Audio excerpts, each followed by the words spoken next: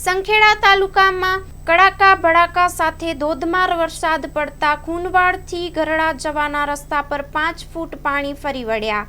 Story report by Kamlesh Patel, Sankheda.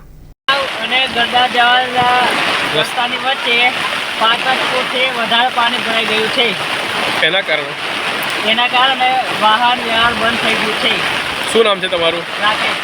તમે કયા ગામમાં રહો છો? ખૂનવાડ।